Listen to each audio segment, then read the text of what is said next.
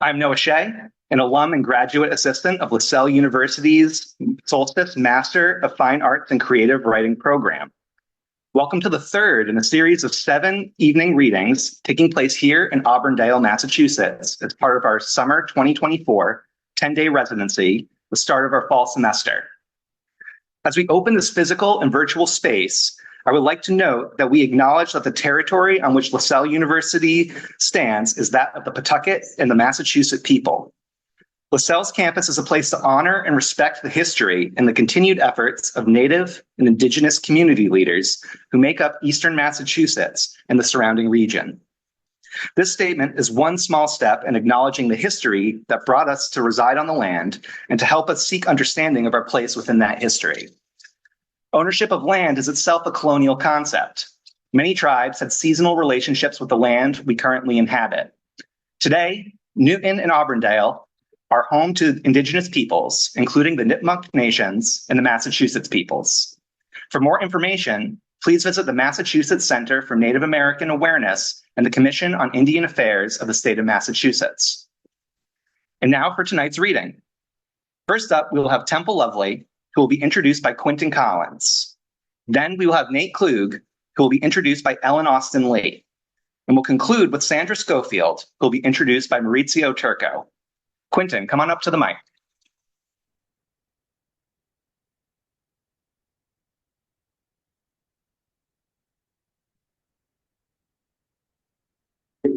Simple, I'm not sorry ahead of time. When I hear a title like Fill My Holes, I think a few writers who can deliver a poem that moves beyond the salacious headline to lean into an exploration of the body and the messiness of becoming, as well as how we can find a way to adorn all the scars involved with the joy of being one step closer to whom we're meant to be. Correction. Maybe I can think of only one writer. That one writer being Temple R. Loveli, pronouns he, they. I met Temple when we were both students in Solstice, starting together in 2016, graduating together in 2018, sharing the stage as co-commencement speakers, and now swapping memes, cat videos, and webcomic name panels via Instagram DMs, among many other things. Within that friendship and all the love that comes with it, we've had a deep respect for each other as writers. That's why when I saw the title, Fill My Holes, which appears in Salamander, I knew that this was another of their poems that would master sentiment without being sentimental and humor alongside depth. Here's a small excerpt to give you a sense. Be it ink, hormones, medications, anesthesia, you are filled with openings, strangers' hands inside your chest cavity, your belly, scooping you out like some sort of fucked up meat ice cream. Temple's writing defies oppressive regimes. Temple's writing decries the absurd, but most of all, Temple's writing, like his personality, is a nexus for finding some laughter among the grotesqueness of our current time. And that's just their poetry. Temple R. Loveli is a white, transgender full writer and disabled figure model. In addition to earning his MFA in fiction from Solstice, this is their second residency serving as a grad assistant.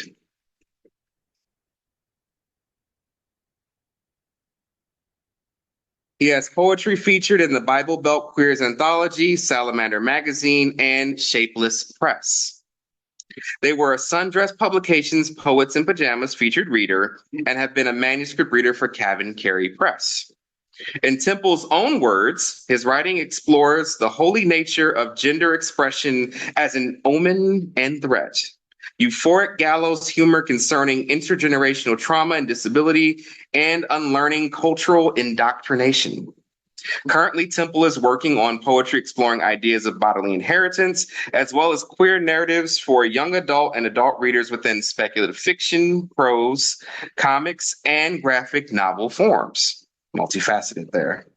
When not writing, Temple is working with radioactive cats. And yes, this is a thing. Look it up. Posing as a figure model for art classes and deciding how to convey gender through daily memes. which I've seen many. We may have never believed we'd be here back when we first stood side by side on the Pine Manor College campus back in 2016. But in our graduating residency, after our friendship had grown, seeing Laurent Bosselar, Stephen Huff walking around campus hand in hand as the deepest and dearest of friends, we knew that was the friendship we wanted for life. We didn't know where we'd be, but we are here now. Welcome, Temple, BFF forever and ever.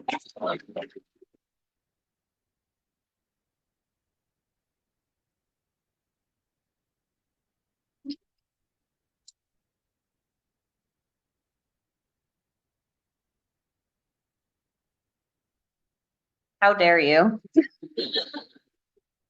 How dare you? But it's also your mistake for letting me be the first reader, so I'll get you back. Don't worry about it. So yeah, I'm a menace, and so you're gonna have to deal with that up here. Good luck.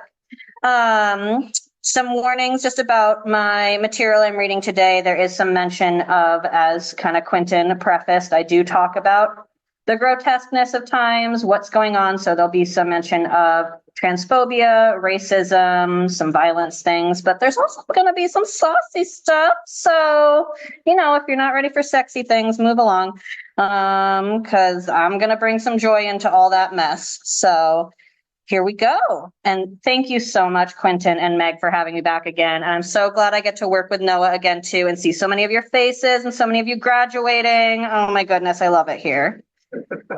So first one is called Elephant in Your Cupboard. Elephant in your cupboard. And then you kissed her, gazing into the cupboard of china teacups rimmed in gold leaf with miniature bluebells and blue elephants and bluebirds rushing around the rim, chasing ribbons of gold floating in the soaked porcelain white background. White like her cocktail dress, with cracky crinoline underneath, the white dress around teacup, the gold ribbons her hair and the street lamp, and the baby blue sash around her waist with silk in your hands. And when you saw her reflection in the cabinet, you decided to kiss her. You kissed her, hands clasped as if clasped to a wine glass, shaking in the grasp of a frightened toast. You kissed her, and the cupboard clattered, cracked in your wake, releasing a swell, an ocean that breached over the both of you until you could not use the teacups or saucers for floats, and you drowned. All right, time to talk about my parents. It's not good. Put me a little trauma time. All right. And this is, I also mentioned, so yeah, Quentin mentioned I'm in a few things which unfortunately aren't on the book table. So you'll have to annoy Jose for Salamander and Shapeless Press, which is out of New York, to get some of these. But this is featured in one of them. So this is called New Features. Other people see their parents' features. You have your father's early graying hair. You have your mother's nose crinkle. You have your uncle's bellowing, shaking laugh, and feel at home. Can trace the carbon bonds and the threads of DNA that shape their bodies, sprouting, rooting, growing through time, and feel at home. Feel they are reflected. My mirrored features only serve as nightmares, fears on my skin. They serve as a history I must remember, but a skin I desperately want to shed. The hint of humor and inheritance of my father does not bring me solace. What if, like him, my goofy voices, silly mannerisms, and dramatic faces swim in transphobic slurs and racist caricatures? What if my childhood penchant for roughhousing with my uncles, with boiling stomachs, smoldering shoulders, tense muscles, and witty jabs, turns into the violent fights of their adulthood? I need to build something more than the porcelain mushroom houses my mother made abandoned with the rest of her art for false homes and falser men. I smear cream on my thighs filled with chemicals and hormones. Small hairs root, sprout, grow, spread across my thighs. Will these fibers be enough to grow a different type of home? My belly swells, my arms thicken, my voice creaks and stutters out. My mirrored features shudder and shift. I spread on more cream. Right now I'm going to refill my holes, so you'll get the rest of all that. Fill my holes. Jab, inject, jab, inject, jab, inject. Feel something other than blood leaking into your veins, a prickle or a burn on the skin, sometimes just the cold sensation, like the condensation from your cup of an iced coffee somehow slipped into your veins. Jab, inject, jab, inject, jab, inject, cut open. Be it ink, hormones, medications, anesthesia, you are filled with openings. Strangers' hands inside your chest cavity, your belly, scoop you out like some sort of fucked up meat popsicle or ice cream, and you wonder if it looks like the raw food you feed your cat. Jab, inject, cut, jab, inject, cut, open, open, search, stab, cut again, cut again, cut again. Strangers' hands open you. You know their names, what they do, and not much else. You know more about the person that tattoos you than the person who guided a microscopic camera, a mechanical visioning snake through an incision right below your belly button. Jab, inject, jab, cut open, cut open, cut open, cut, cut, suture, suture, stitch, mend, close, bandage. You can feel the knitted lines of dissolving thread and needle across your chest, sewn with precision and bandaged by nameless hands. Raised and ropey are the scars. The suture glue got caught in your stomach hair and took 2 weeks to come out. Now only a small bump remains below your belly button. You get a piercing right above it. All right. Context for this one, for folks who don't know, there's over 600 anti-trans bills in the last year, so this is about that. Today, I sat in the sun shirtless. 6 months after they removed 6 pounds of breast tissue from my open chest. The sun warmed my neck, my fingertips running over puffed, hard scar tissue, poking and pausing where I could feel the fibrous fingers of nerves reconnecting to my own. 6 months and some skin still gives no reaction, no raise back, no hairs raising, no reach or surprising tickle of light upon my chest or dulled pressure points or dramatic needles of sensation. Those senseless parts of me I lotion, massage with gentle hands in the side of a soup spoon. My massage therapist taught me how to use it. Covered in lotion, the side of the spoon glides over my skin until it meets the resistance of toughened tissue or dissolving stitches. Memories of my open body being emptied by precise surgical hands. Then I work deeper, apply more pressure, push slightly deeper, hoping to help my body untangle further, dissolving my memory. Over 600. This summer, I will feel the sun like this. No bathing suit tops, sun discoloring my scars, touching new parts of me that has never touched before. Over 600. I just was afraid for you. I don't want you to be hurt. My mother's words. Over 600. I pressed the spoon in deeper. You tried to erase my existence in hopes of something easier. My words. The spoon hits a tense of rope in the middle of my chest. My neck and shoulders ripple. Breath is hard to remember. I push, but it does not budge. It is too hard. I put down the spoon. Clouds crowd the sky. They cover the sun for a moment, dampening the glass prisms that speckle my Barbie pink room. Today, I sat in the sun shirtless and whispered hope. Mm-hmm. This one is called Comforts of Home. I want to fall apart in the comfort of my own home. Her small breaths on my face are fleeting, small tickles of trickling life. I want you to stop trying to find solutions to my feelings. Her unexpected seizure forced her teeth into her bed, and she wet herself 3 days ago. I want you to stop asking for my help. I watch maps flash different colors as they turn against me and those I love. Please let me grieve in the comfort of my own home. I only fled a few years ago. Where else can I go? Where else can I go? I will try to make home in this flesh before you can steal that too. Okay, we're getting to the saucy ones now. Let me bring the room down and we'll get sexy with it. Okay. Scar kissed. When I kiss their belly, things feel like maybe they'll be all right. Tiny dangling ringlets of hair trickle and tickle my face. Sun stretches their muscles as they roll in my mouth. Hand-cupped face, their sighs are symphonies. Let me stay here a while, tucked into the folds of you. And this will be my last poem. It's called They Don't Call Me Flaming for Nothing. And it's definitely just about a wood stove. The cast iron stove beckons. He demands feeding. To keep this hearth and home warm, he crackles and spits evaporating metal kettle water, steam around him to moisten the dry winter air. His scorching mouth must be gingerly opened. A heavy black iron circle covers it.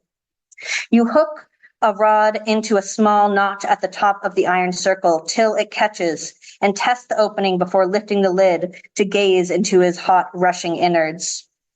Below the mouth lid, place the mouth lid to the side and detach the iron rod to poke and prod at his emberous insides. The fire must be kept alive, but room must be made for more wood first. Glide the iron rod along his edges till resistance is met. Gently shift and rearrange. Find more space. Listen to his light and dips and exhales of smoke and flame. Keep him alive. Make room for not just wood, but air, exhalation, breathe together. His smoke and heat, too little air and the fire is out. He shifts, you listen. There's room enough now. You reach for wood and place it in. Glove on your hand, you are careful. His licking flames in the hot iron of his walls, but there are years of trust here. You know his heat, and you are not afraid of a burn or two, to be engulfed by his warmth. You drop the wood in, and he sparks. His heated breath hits your face. There is room for more, but don't rush. You test with rod and fingers and feel where the wood has settled. Prop it up well and listen to him catch, him exhale, him hum. You get another piece of wood and repeat. He catches quicker now, the flames dancing on your hands and the heat catching you, inviting them closer in, inviting you further in. Sweat catches on your brow and the kettle steams the room. You are frantic now. You want to see how much more he can take, and he flashes with anticipation and hunger. Another piece of wood and he roars, ablaze before your eyes, so hungry and you are greedy to feed. Your fingers are nearly on fire, but you are not done yet. One more, you think. One more should do. Gripped in your hands tight, you must focus, intentional and quick. He knows what you want and you want it too. You know what he wants and you want it too. You barely touch the wood to his edge and you see his fingers reach to grasp it. You drop it in, not daring to lose your fingers to his molten mouth. Sparks engulfing the wood. Air pumps through him into a kettle scream and he sings. You feel him. You feel him. And he is full. You slide the rod into the cast iron circle and close the stove top. He is full. His dulled hum and heat fill the house.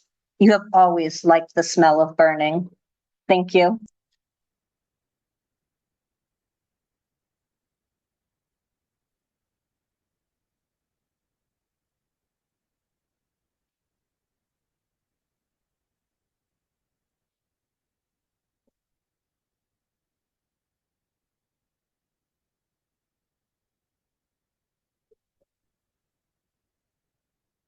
Hello, everybody.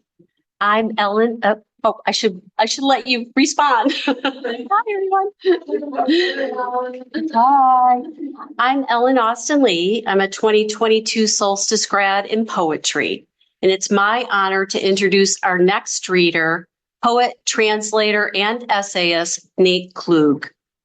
Klug's books include Rude Woods, a modern translation of Virgil's Eclogues, Anyone, and Hosts and Guests.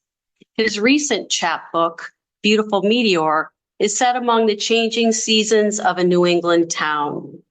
His poems and essays have appeared in The Nation, the New York Review of Books, Best American Poetry, and elsewhere.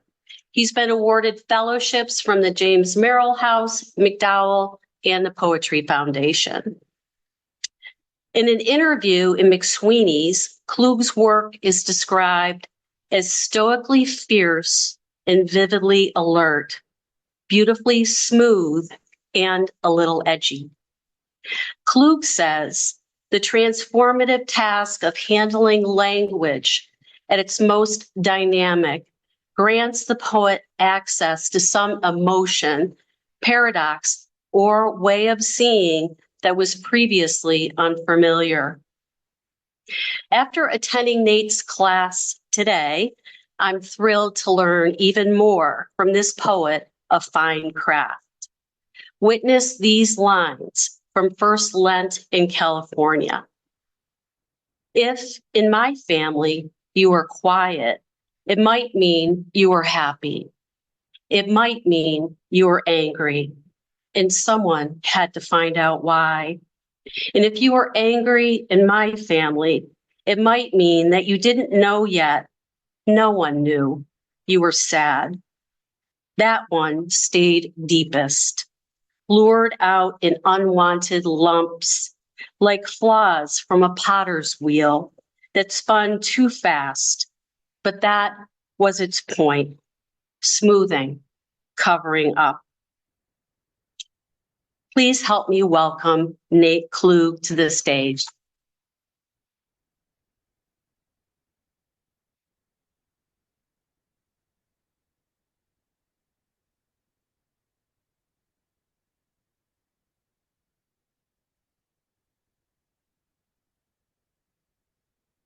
Thank you for that, Ellen. And thank you, Temple. That was wonderful. It's really nice to be here tonight. I had a great time talking about creative translation with a handful of you this afternoon. And so thank you to Meg and to Quentin as well. I'm going to read poems from this chapbook, which came out this year. It's called Beautiful Meteor, which is a phrase that Ralph Waldo Emerson used to describe falling snow. We moved from California back to Massachusetts a few years ago, and I've just been struck again by the changing seasons. So you'll pick up a lot of that in these poems. This one is called Vespers by Scroll Glow. Vespers is a word for evening prayer. Vespers by Scroll Glow. And it has an epigraph from Emily Dickinson. I heard of a thing called redemption, which rested men and women. You remember I asked you for it. You gave me something else. I asked for effortlessness. You gave me something else. Kids in bed, kitchen, a battlefield of crusted plates and dazed figurines. Ask for a feather of forbearance, even unto the internet hour. I asked for a night sky visible above the onslaught of facts. When I asked for silence, you gave me a friend. Asked for the sound, for the pains starlight takes to reach our surfaces, tickling pond scum. You gave me something else. Asking for a friend, what unflinchingness falls to our children now? When should we tell them and how? I ask for more whiskey with my water, no ice, less weather, a hiccup in the automated rain to hear them breathe, a feather of stick-to-itiveness, a feather of fuck it. I didn't ask for today, but you gave me another.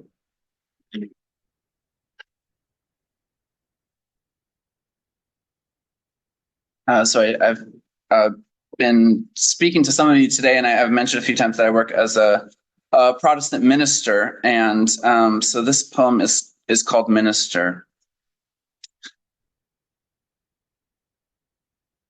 Oh, and I should say it's I really like the poet George Herbert, 17th century writer who also was a minister, and he wrote a lot of these shape poems that were in this shape sort of what they were talking about. So this poem came into form as these sort of two columns. minister. Suit and tie day splattered with leaves by school drop off, her half-hearted squeeze before the gate, then off to bury barely beyond a child at 23. Candle wax on pulpit velvet, thumbprints ferning whose water glass, my voice pushing on without me, friends in backwards hats and the charcoal eyeliner of his mother. Some faces never leave these pews, some turn to sugar maples that blaze and shake at the corners of our windshields.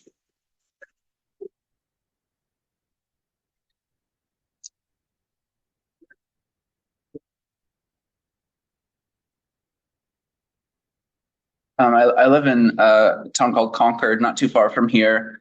And you might have seen driving through there, if you're going on Route 2 heading west, there's this rotary that often has a lot of traffic, and there's this great big prison that is closing. But I wrote this poem a few years ago, and I just moved to the town and was learning about that prison. So this one's called Beautiful Meteor. Minds pinging with far-off hells, awoke phones at hand. Over sugar cereal, we wait for snow with two children who have never touched it.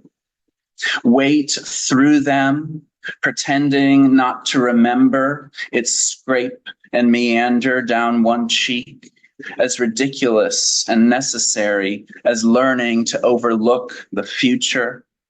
While at the edge of town, inside the medium security prison's central compound, the first flakes shadows cross the skylights above the sunken prayer rooms. 581 pairs of eyes, and how many lifting?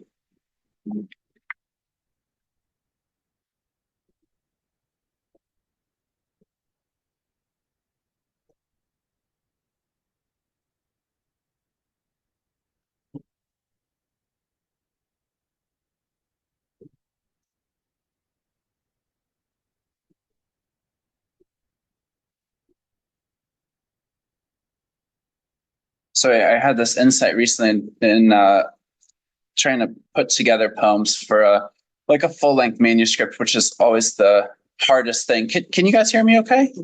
Okay. And I think I can do it this time in a way that just flows through the seasons. So the book starts in the fall, and then we get to spring. So this is a spring poem. And then we'll end with a hot, sticky summer poem for today. This is a short one. It's called Noli Me Tangere, which is the Latin of this phrase that Jesus says in the Gospel of John when he's come back and he's appeared to Mary Magdalene in the garden. He says, "Don't touch me," or it's often translated as "Don't cling to me." Noli Me Tangere.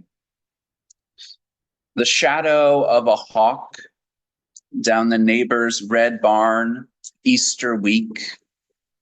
A fading, puzzled red, more museum clay than blood. With every cherry birch bare, and the hawk not even here. Our brief silence, its fierce evidence.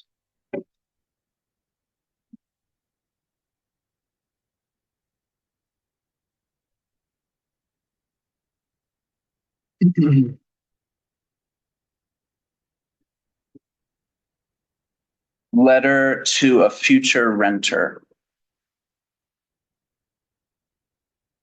Does the heat still snap sometimes like an ill-chosen toy?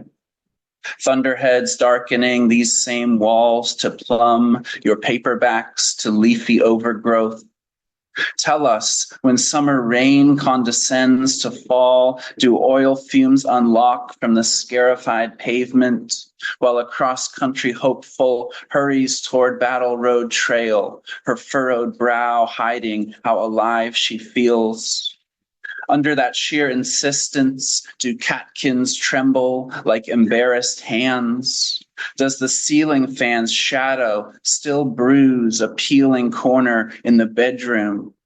And when afternoon arrives with another at desire, what, after all, do you call it? Your eyes, do they open or shut?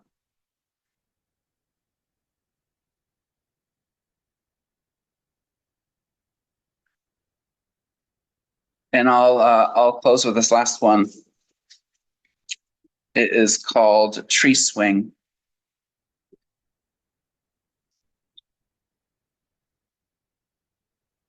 Six sneakers skimmed the dirt, climbed the sun to poke its yoke. And for the minute no one cried, I thought of other children, reading simpler skies, riding stronger lions. And for the minute no one spoke, I thought of other poets, how they could bring back their dreams in voices I believed in. And for the minute until it stopped, I saw the oak tree turn upside down, colors crumbling like a snow globe. Then my syllable called me back, and I knew just what minutes we had beneath the swamp white oak.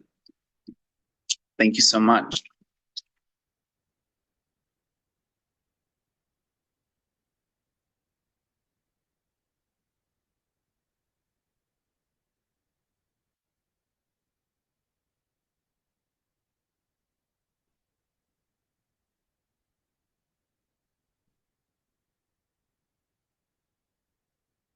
Can you get one more round of applause for Nate, please? That was really good. Hi, everyone. Hey. My name is Maurizio Turco, and I am a graduating creative nonfiction student here at Solstice. Tonight, I'll be introducing Sandra Scofield. Sandra is a memoirist, an essayist, a lover of words, a National Book Award finalist, and for those that know her closely, the queen of writing and revising at the sentence level, a skill that is clear and evident in each of her works. She is the author of 8 novels, a memoir, a collection of essays, a chapbook, and 2 craft books for aspiring writers. For any Solstice student that does not have the scene book or a copy of the last draft, please buy them. These are not only useful tools that you'll use during your 2 years in the program, however, they are resources you'll return to time and time again throughout your entire writing lives. Sandra's newest novel, Little Ships, was published in June of 2024 by Wellstone Press. The novel tells the captivating story of a grandmother trying her best to heal her son and granddaughters after a sudden tragedy takes place early on in the first chapter of the novel. After finishing this novel, I can easily say this was one of the best I've read in a long time. I first met Sandra during my first semester summer residency at our workshops. She asked me a simple question: what is your memoir about? But I was unable to give her a simple answer. I found myself stumbling and failing to answer her question multiple times, but Sandra was patient and kind in her responses. She told me, your memoir is about a boy who has an unstable relationship with his father. That's it. Back then, and even now, I'm amazed at how Sandra was able to describe the aboutness of my work with ease. Heading into my 3rd semester, I asked Meg who she'd think would be best for me to peer with in regards to writing my critical thesis, hoping that her thinking would align with my own. When I heard her say Sandra, I felt both excited and relieved. I knew Sandra's knowledge of revision, along with her compassion and joy for watching her students grow as writers, was exactly what I needed. I am forever grateful for Sandra's rigorous structure and discipline because it truly made me a better writer. Whenever I struggled during the semester, Sandra was always an email or phone call away. She even messaged me on vacation while she was abroad in Italy multiple times to assist me whenever I found myself falling short throughout the semester. Now, if that's not dedication, I don't know what is.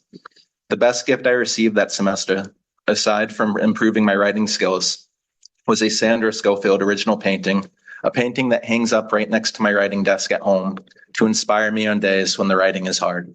Sandra's lessons on revision played a big part in the deep cuts of my memoir in my 4th semester, and her guidance and wisdom will forever stay with me. Please join me in welcoming Sandra Scofield.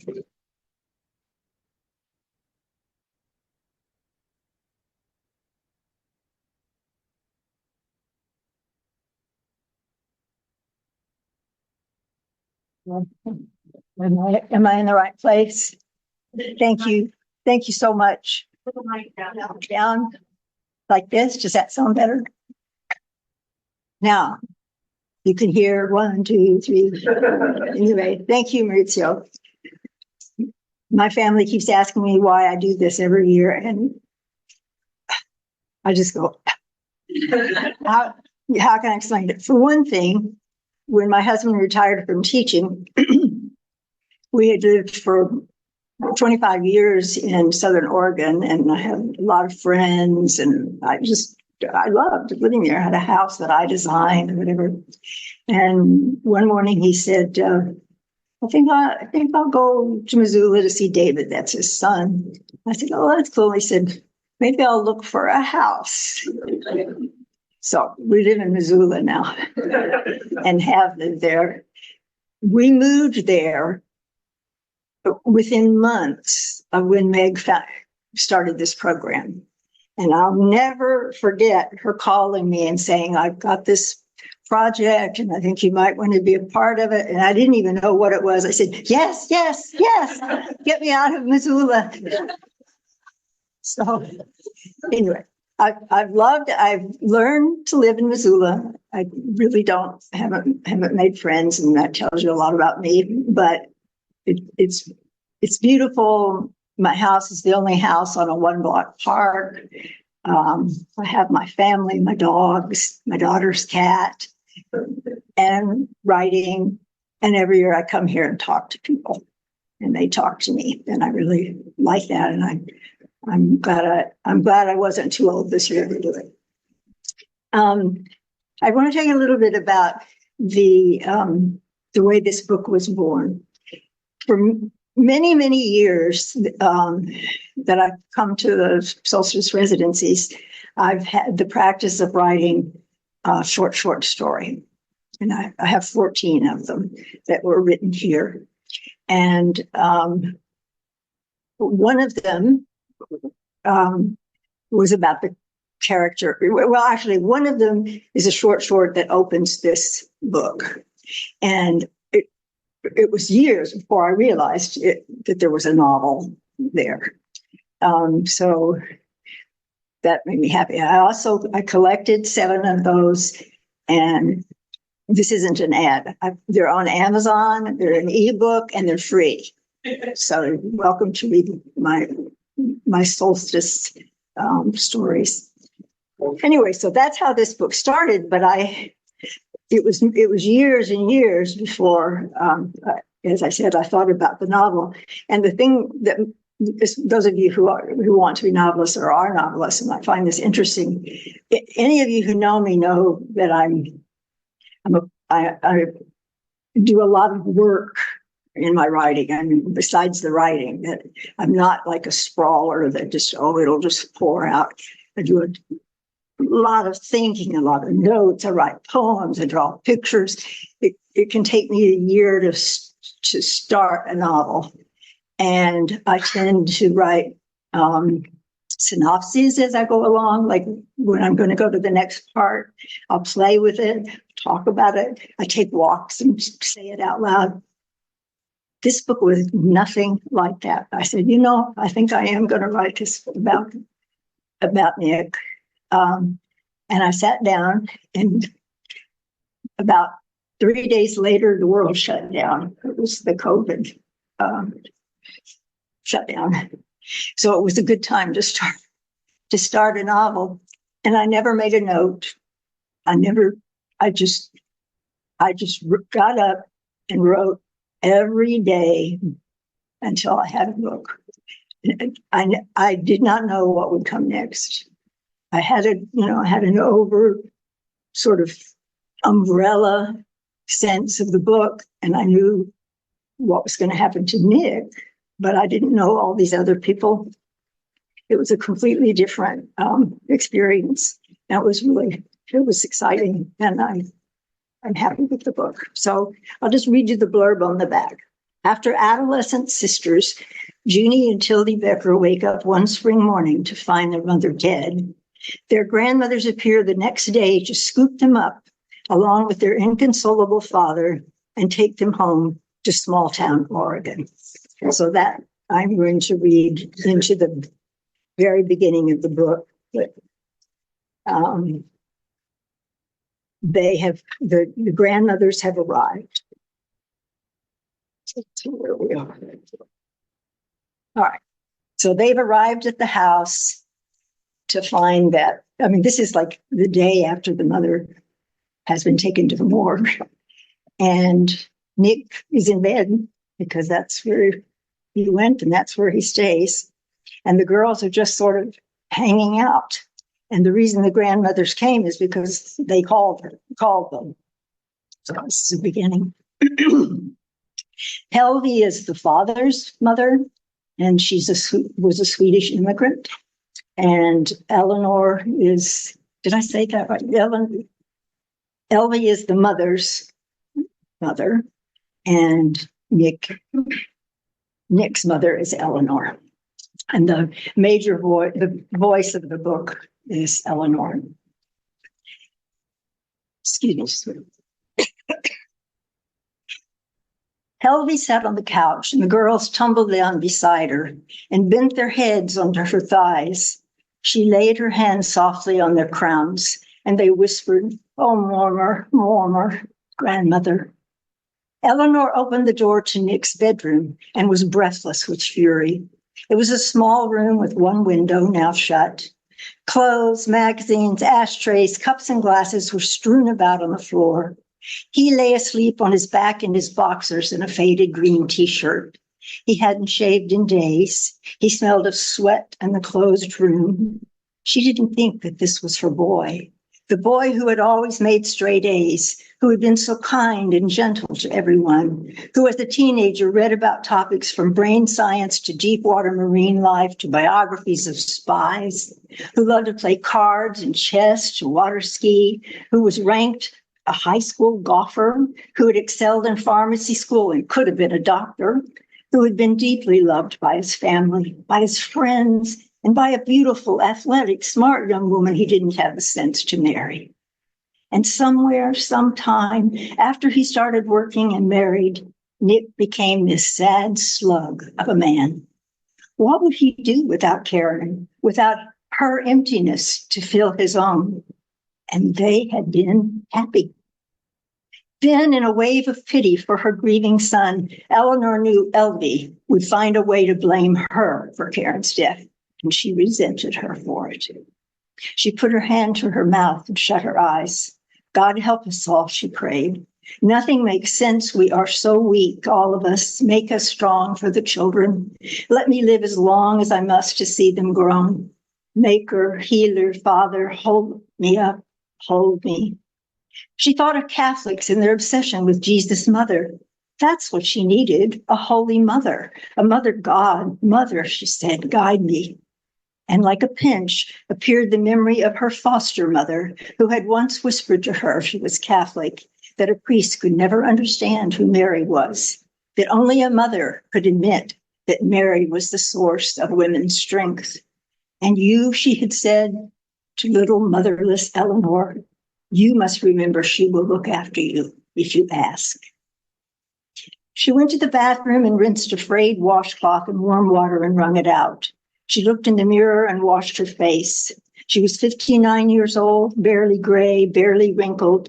She had planned to work a long while yet, and maybe travel, a cruise or two on little ships, a river through France, the islands of Greece, blue water, the pleasure of other people's company, ruins and gardens, monuments to the past, and a slow pace to take it all in. Now she would have 2 girls to raise, and she had to think about Nick, There was no possibility he could do more than scrape through his days like a prisoner at hard labor. He would work, though. It would save him tedium and responsibility, and she would have him close. There was that. She had to call Walter, her husband and Nick's father. He hadn't slept in the house for a month. She thought of his absence as a tantrum gone sour, but she did wonder if he intended to come back. She didn't know what she would say, how she would step over their disaffection to tell him Nick's wife is dead. Thank God it wasn't Nicky. She rinsed the rag and took it in to Nick. She wanted to take him in her arms, and she wanted to shake him. She stood at the side of the bed. Wipe your face and get dressed, Nick. You have to talk to your girls. He rubbed his eyes. Huh? You have to tell Junie and Tilly that their mother is dead. They know, Mom. Jesus. They think they know. They suppose. Things happened while they were sleeping, and their children, they need their parent to tell them your mother is dead. But I'm here, and we will make it. Do you hear me? She thrust a wash rag at him. I'll be there. Eleanor found a pitcher and a few cloudy ice cubes left in a tray and ran water and set glasses on the counter. She wondered if anyone had had a drink all day. Next, everyone would start falling over from dehydration. Nick came out of his room in jeans and a warm denim shirt and perched on the coffee table in front of the couch and buttoned the shirt. His daughters raised their heads from their grandmother's lap. Helvy's skirt was damp where their tears had leaked.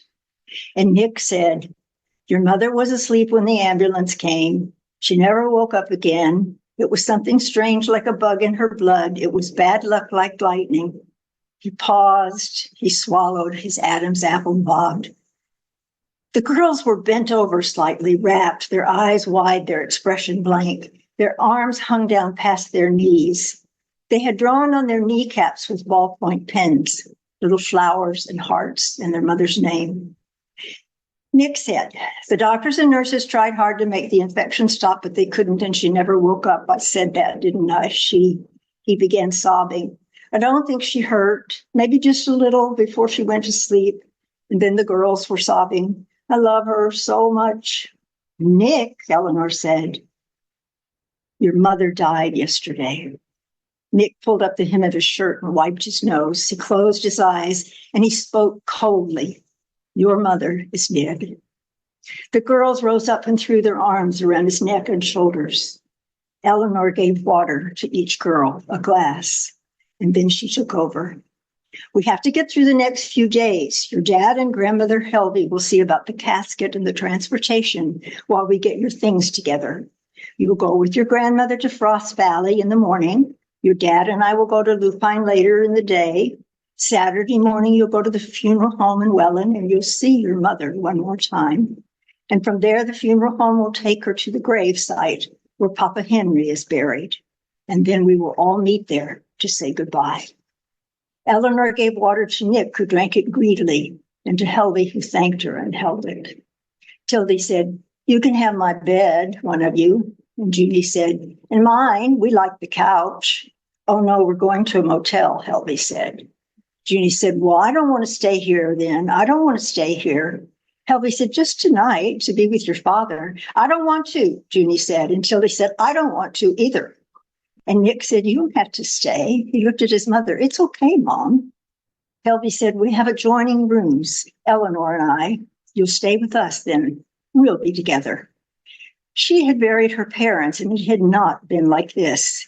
She had had history, ritual, memory. These girls were cats at a gate. Their father was weak.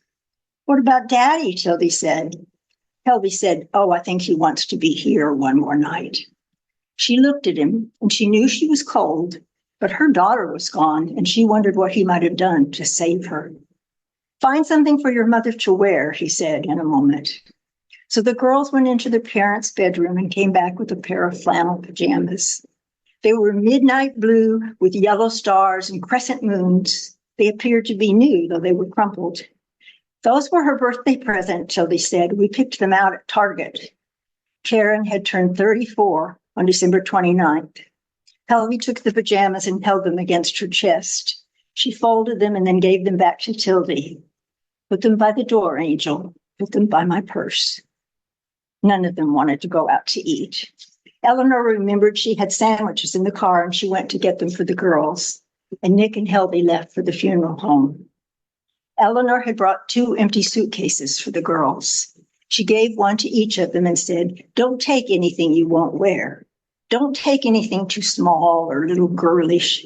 Take pajamas, underwear, and the things you like. We won't save old things unless there's something special. We'll shop for new clothes for school. And what will you wear to the burial?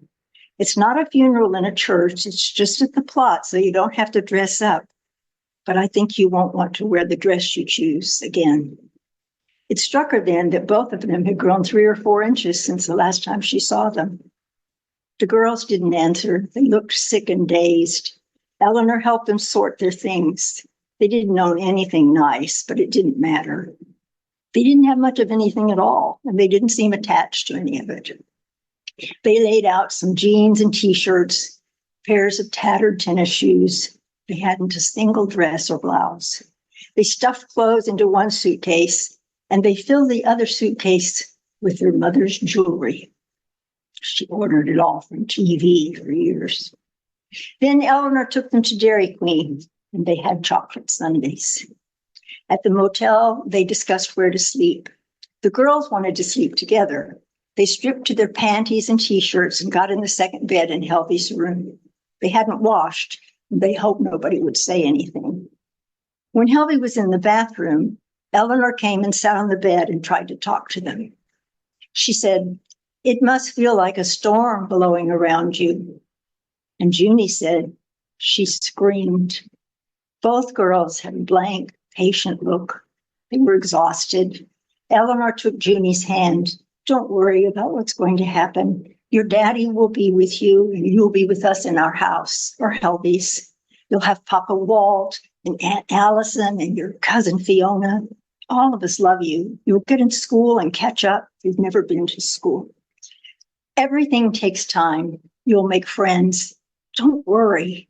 Your daddy's very sad, but he's your daddy." She gave the girls hugs, and then she asked Tildy why she had called her and not Helby. And Tildy said, "I didn't want Mama to know." Next door again, Eleanor thought about what Tildy had said.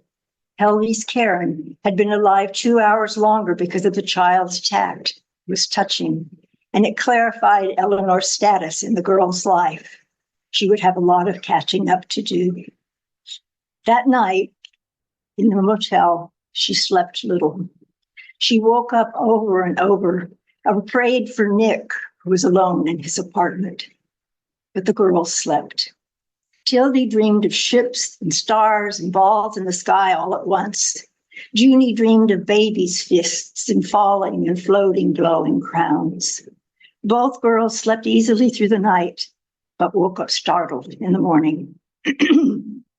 They ate waffles and peanut butter at the motel buffet, and Eleanor made a mental note that they seemed to like them. Back in his apartment, Nick smoked and lay on the couch for hours listening to Bob Dylan and Gillian Welch. He thought about the time he and Karen went to Brookings and stayed in a damp cabin for 2 nights. The second night, there was a brief but fierce squall in from the ocean, and the wind blew the door wide open. Karen jumped out of bed and ran outside to get soaked, laughing and calling for Nick, who would not go out. Back indoors, she took off her pajamas, and Nick dried her slowly, and that's when they talked about having children. She had been pregnant then, but they didn't know it. She wanted girls, and Nick didn't care, girls, boys. Besides, he said, "It's out of our control." And she said, "Isn't everything?" She said she wanted her children to play naked in the backyard in the hot days of summer, as she had when she was small. And then she laughed and she said, "Imagine if it wasn't a storm after all. Imagine that people were crying out and there was this great commotion and a UFO had landed on the beach and people were coming to see, but not going too close. And then our door flew open and this stem of light spoke and it said, "We have chosen you to come with us." "Oh," she said, "would you go, Nick? Would we take such a leap to a life utterly unknown to us?" And of course he said he would. He woke when his mother came in, and for the moment before she spoke, he held his breath, thinking he had forgotten something important. Then he remembered his daughters and he got up. Thank you.